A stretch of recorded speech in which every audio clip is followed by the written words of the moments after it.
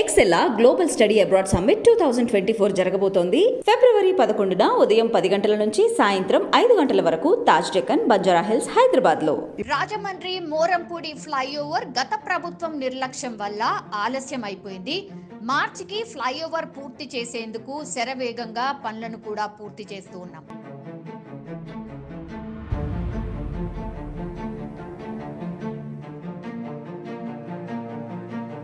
TDP MLA Buchaiah చౌదరికి ఫ్లైఓవర్లో ఎన్ని పిల్లర్లు ఉంటాయో అసలు తెలుసా? చంద్రబాబు, పవన్ కళ్యాణ్ వేసే ఎత్తుగడలన్నీ ప్రజలందరికీ అర్థమవుతున్నాయి. ఢిల్లీ పెద్దన పర్మిషన్ కోసం గేట్ల వద్ద కాపలా కాస్తున్నారు.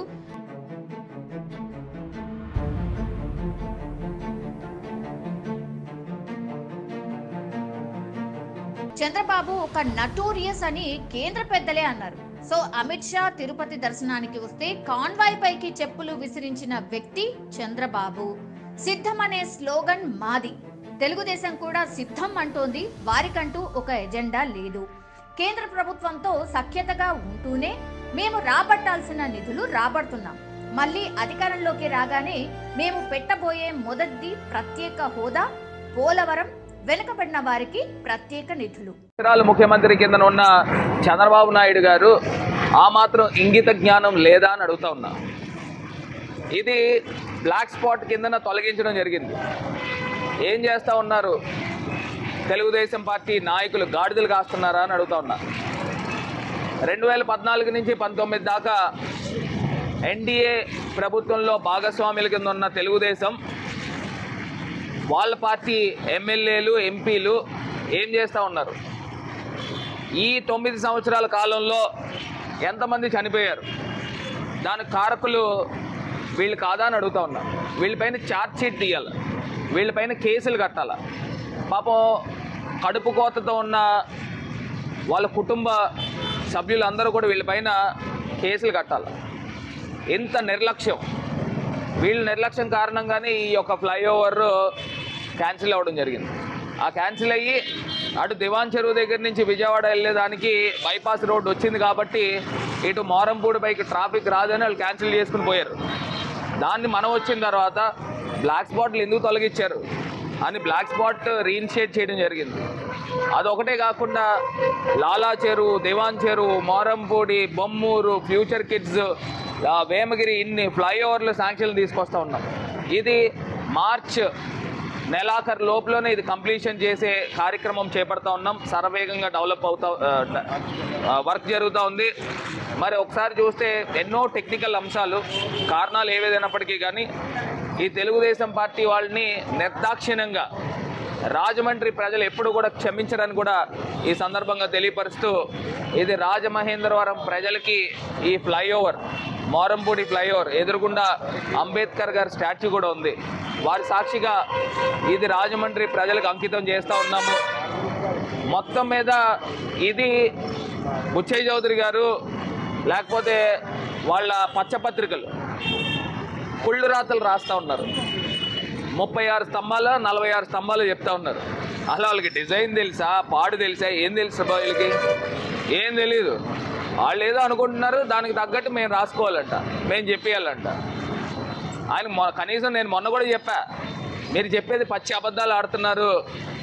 ఒకవేళ నేనే తప్పు చెప్తే నేను బహిరంగ క్షమాపణ చెప్తా, లేకపోతే మీరు క్షమాపణ చెప్పమని కూడా అన్నట్ల బుచ్చయ్య చౌదరి గారిని తప్పు ఒప్పుకోండి అని చెప్తా ఉన్నారు. దానికి మరి మీడియా మిత్రులు మీరు ఆయన్ని ప్రశ్నించారు లేదో నాకేం తెలీదు. ఒకసారి ప్రశ్నించండి. 6 సార్లు ఎమ్మెల్యే చేసిన వ్యక్తిని ఒకసారి ప్రశ్నించండి. ఇది కాకుండా మోరంపూడి ఫ్లైఓవర్ అయితే త్వరలో కంప్లీట్ చేస్తూ ఉన్నాము, ప్రజలకు అంకితం చేస్తూ ఉన్నాము. రెండో అంశము, ఆంధ్రప్రదేశ్ రాష్ట్రంలో అసెంబ్లీ, మరి ఇవాళ ఆంధ్రప్రదేశ్ ప్రభుత్వం ప్రవేశపెట్టిన సంక్షేమం కానీ అభివృద్ధి కానీ గత పాలకులు చేయలేని అన్నీ కూడా ఇక్కడ ఆంధ్రప్రదేశ్లో అందించడం జరిగింది. అగ్రిగోల్డ్ బాధితులతో సైతము కొంత సాయము సుమారుగా 800 కోట్ల రూపాయలు వారికి కూడా అందిస్తూ ఉన్నారు. ఇది కాకుండా వాహన్ మిత్ర కానీ, డ్వాక్రా మాఫీ ఆసరా కానీ, చేయూత కానీ, ఇవన్నీ కూడా ప్రజలకు ఇచ్చిన మాటలన్నీ కూడా నిలబెట్టుకుంటూ ముందుకు వెళ్తున్నాము. ఫిషింగ్ హార్బర్స్, ఇవాళ పోర్టులు చూస్తే బందర్ పోర్ట్ అయితే కానివ్వండి, కాకినాడ పోర్ట్ అయితే కానివ్వండి, రామాయపట్నం పోర్ట్ అయితే కానివ్వండి, ఇవన్నీ కూడా నిర్మాణం జరుగుతూ ఉన్నాయి.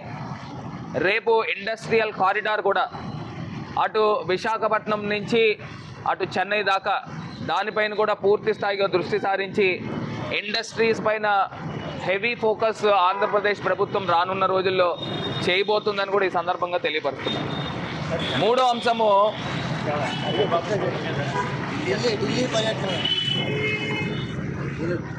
అంశము పవన్ కళ్యాణ్ గారు, చంద్రబాబు నాయుడు గారు వాళ్ళు రాజకీయ ఎత్తుగడలు ఏంటనేది అందరికీ అర్థమవుతూ ఉన్నాయి.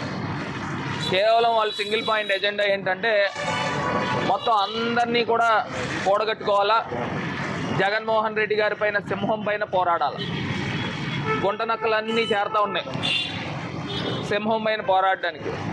ఎప్పుడు సింహం అడవికి రాజే, ఖచ్చితంగా జగన్మోహన్ రెడ్డి గారు ఆంధ్రప్రదేశ్కి రాజు. అదే స్థాయిలో రేపు జగనన్న ప్రపంచం ఉండబోతూ ఉంది ఎన్ని పార్టీలు కలిసినప్పటికీ కూడా. మరి ఇవాళ చంద్రబాబు నాయుడు గారు, పవన్ కళ్యాణ్ గారు వీళ్ళందరూ కూడా ఢిల్లీ వెళ్తున్నారని చెప్పి వార్తలు వస్తూ ఉన్నాయి. అంటే బీజేపీ పెద్దల అపాయింట్మెంట్ గురించి వాళ్ళు గేట్లు కాడ పడిగాపులు కాస్తూ ఉంటారు. వీళ్ళకి అలవాటే, పెద్దగా ఏం చెప్పక్కర్లా. ఎప్పుడు అపాయింట్మెంట్ ఇస్తారా? ఆయన చంద్రబాబు నాయుడు గారు గతంలో చెప్పేవాడు, నేను 27 సార్లు ఢిల్లీ వెళ్ళాను, నాకు ఒక్కసారి కూడా అపాయింట్మెంట్ ఇవ్వలేదని చెప్పి ఏడుస్తూ చెప్పాడు. ఈసారి కూడా అదే టైప్లో ఉంటుందని మేము కూడా అనుకుంటాం. ఎప్పుడు ఢిల్లీ వెళ్ళినా కూడా వీళ్ళని పెద్ద లైట్గా తీసుకుంటారు. సరే, వాళ్ళు నాకు తెలిసి బీజేపీ ప్రభుత్వం, బీజేపీ పార్టీ వీళ్ళతో పొత్తుల్లోకి వెళ్తారని నేనైతే అనుకోవట్లా. ఎందుకంటే చంద్రబాబు నాయుడు అంత నటోరియస్, వాళ్ళే చెప్పారు, అంత డర్టీయెస్ట్ పొలిటీషియన్ అని చెప్పిన మాటలు వాళ్ళే. అమిత్ షా గారు తిరుపతి వస్తే సాక్షాత్తు కలియుగగా వైకుంఠుని దర్శించుకోవడానికి వస్తే ఆయన పైన కాన్వాయ్ పైన చెప్పులు ఇసిరిపించాడు. ప్రధానమంత్రి గారిని ఎంత దూషించాలో నరేంద్ర మోడీ గారిని అంత దూషించాడు. అతనికి పెళ్ళి అవ్వలేదు, ఆయనకేం తెలుసు భార్య విలువ, ఆయనకేం తెలుసు పిల్లల విలువ అని చెప్పేసి దూషించిన మాట చంద్రబాబు నాయుడు గారు వాస్తవం కాదా అని అడుగుతూ ఉన్నారు.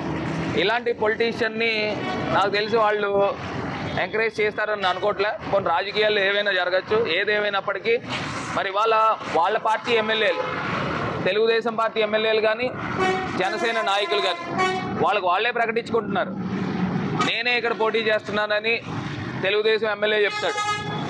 అదే రకంగా జనసేన పార్టీ అభ్యర్థులు కూడా నేనే ఈ స్థానానికి పోటీ చేస్తానని వాళ్ళు చెప్పుకుంటున్నారు. అంటే వీళ్ళకే క్లారిటీ లేదు. ఏది ఏమైనప్పటికీ కూడా నేనైతే చెప్పాలనుకున్నది ఒకటే, రాష్ట్ర ప్రజల్ని గమనించమని కోరుతా ఉన్నా. జగనన్న ఏదైనా మాట చెప్తే మాట నిలబెట్టుకునే నైజం జగన్మోహన్ రెడ్డి గారిది. చంద్రబాబు నాయుడు గారు, పవన్ కళ్యాణ్ గారు, లేకపోతే ఎన్ని తోక పార్టీలు వచ్చినప్పటికీ కూడా వాళ్ళు రాజకీయ స్వప్రయోజనాల గురించి ఎన్ని తప్పటడుగులైనా వేస్తారు, ఎంత నీచానికైనా దిగజారిపోతారు అనేది ప్రజలను గమనించమని కోరుతాం.